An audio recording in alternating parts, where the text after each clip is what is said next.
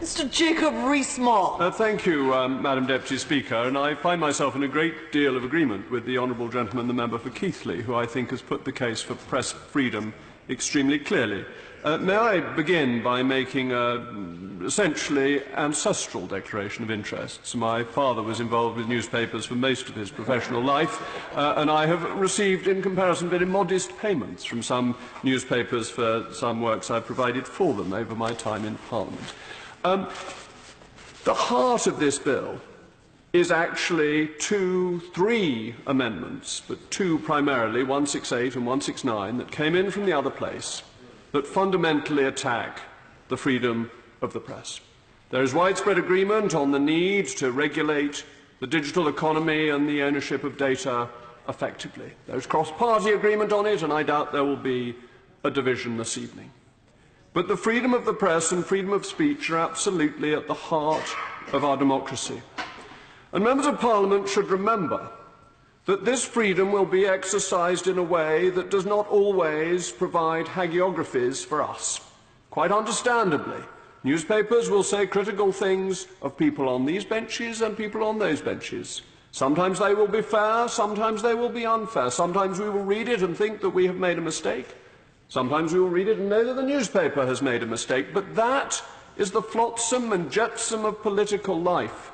For every piece in the Daily Mail that upsets members opposite, there will be something in the Daily Mirror that upsets us, or in the Guardian. And that is how political life works, and we surely are not sufficiently of the snowflake generation that we should mind about that. That is how political life must and should go. And then we look at clause 168 and 169. And we know from our history that one of the tactics of dictatorial regimes is to have punitive damages levied on newspapers that do not do what they want. To have a system where if you lose a libel action, you are effectively closed down. Why do they do that? They do that so they can have the pretense of freedom of speech with the reality of control. We know from our own history that in the 18th and in the 19th century, libel laws were used to prevent the press from exercising the freedom that we think of as a constitutional birthright. We know that the Americans, when writing the Bill of Rights to their Constitution, made the Second Amendment a very clear statement of freedom of speech. Why? Because it was in response to the abuses that they thought were taking place in the United Kingdom at that point. They put it in because they're worried about things like the persecution of John Wilkes and his being sentenced to prison, not for what he did, but for what he said. And we see that being restored in clauses 168 and 169. The outrageous, the monstrous idea that if you print something that is entirely accurate, every dot and comma is true, but you have not bended the knee to officialdom, your fine will be to pay your own costs and the costs of the party about whom you will tell the truth. You have told the truth.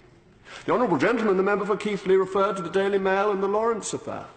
The Lawrence affair, the Daily Mail, that terrifying right-wing newspaper, which I read every day and enjoy, exposed the murderers of Stephen Lawrence in a way that required them to say things about the murderers that, until double jeopardy laws were changed, could never be proved in a court.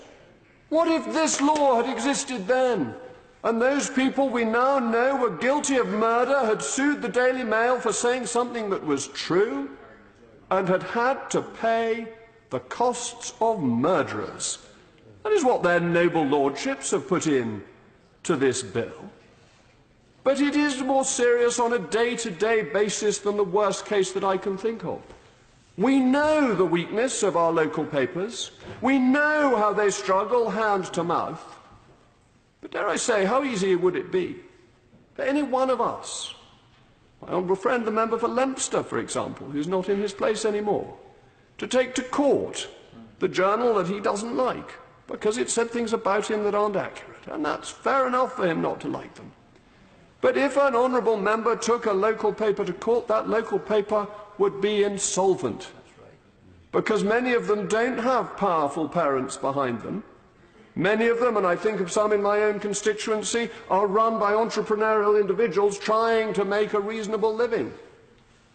And the threat that they would have to pay double costs would be sufficient to stop them printing that story that was disagreeable about us. Well, that's great. That means that in all Conservative seats, no disagreeable things will be published about Conservatives, and all Labour seats, the same will be true. And therefore I remain the representative for North East Somerset forever and ever, amen, amen, alleluia, and the honourable gentleman for Keighley remains in Keighley likewise. But as it happens, both of us think this is fundamentally wrong and an attack on democracy. Free speech is not there so that Rupert Murdoch, a man I greatly admire, can make a great deal of money. It's not there so that the noble Lord Rothermere, can likewise make a decent living. It's there because it is the pillar of democracy. And if we do not have it, how can you expose corrupt governments, incompetent politicians, and dare I say it, there are some occasionally, governments that make mistakes? How do you expose that? Councils that get things wrong, errors that are made, dishonesties that are performed.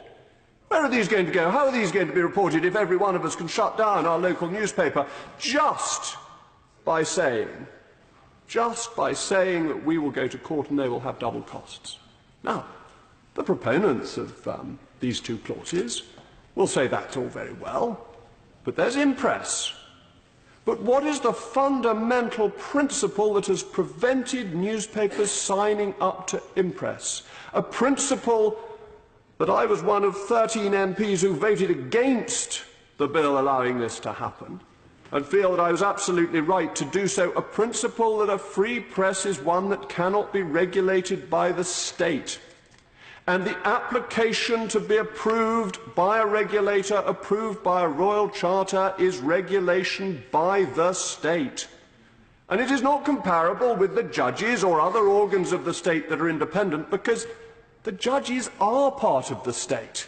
They are simply independent from this place and from the executive. The whole point of the press, it is not in any way part of the press. And so, quite understandably, no serious newspaper of the left or of the right has been willing to bend the knee to impress, and nor should it. Because now let us turn to looking at impress, what causes it, what its origins are, and who funds it. Because this is a scandal of our time, that their noble lordships should have put into law a piece of legislation that has been pushed, harried through by perhaps one of the most disreputable figures in British public life. I refer, of course, to Mr. Max Mosley, who has provided £3 million for impress, and who took a libel action against the News of the World when they said that he had indulged in Nazi-themed orgies. The News of the World was wrong. The orgies were not Nazi-themed. They were orgies, but they were German-themed. I do apologise, Madam Deputy Speaker, for saying these shocking things in front of you. But that is what happened. And the News of the World lost, and it was deemed that his privacy had been invaded. Before that, very few of us had heard of him, except that we knew vaguely he was involved in Formula One, and that we knew his father had been a member of Parliament, a Labour member of Parliament as it happened, and then set up the British Fascist Union. But we did not know that Mr. Mosley held views himself, or had, he claims in the past, held views himself that I think no reputable person could possibly hold. And views that are so repellent that, though I am going to read them out, Madam Deputy Speaker, I read them out with very considerable reluctance, but I think it is important to understand what underpins impress. Because Mr. Mosley was the authoriser of a leaflet. And we all know, because we've stood for Parliament, how important the authoriser of a leaflet is. I have the most wonderful agent, Margaret Brewer from Somerset, referred to in the Sunday Times as a feisty, flinty rural matron, and indeed she is. But nothing goes in my leaflets without her approval. You may think I'm independent-minded, but I have not a view, Madam Deputy Speaker, that has not been approved by Mrs. Brewer. And so I know, and we all know, how this works. If our agent doesn't approve it, it doesn't go in. And what did it say? And as I say, this is so appalling that I am reluctant to read it out in Parliament.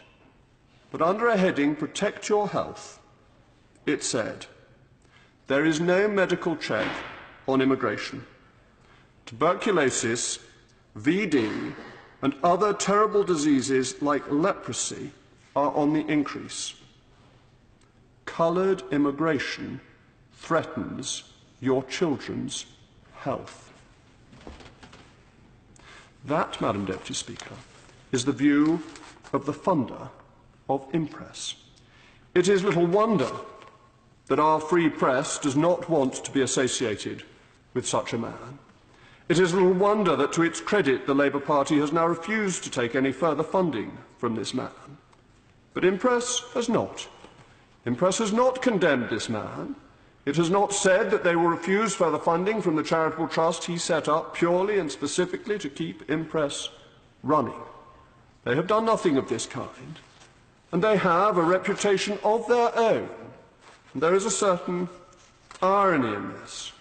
Their chief executive is a man called Jonathan Hayward, and he tweeted, of all things, that the Daily Mail was a neo-fascist rag.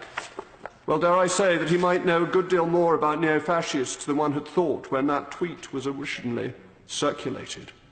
We are suggesting under clauses 168 and 169 that that most precious thing, which underpins and protects and gives us our democracy, should be sacrificed to the honour of a man who has waged a campaign against freedom of the press because it exposed his perversions. That is the long and short of it. And the honourable gentleman, the Deputy Leader of the Labour Party and Shadow Secretary of State, said that Mr Mosley doesn't hold those views anymore. Well, how gracious of him.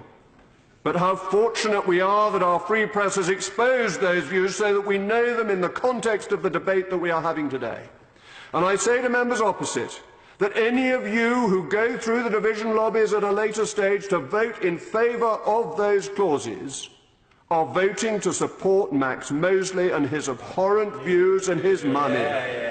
Those of us who believe in freedom will vote them down.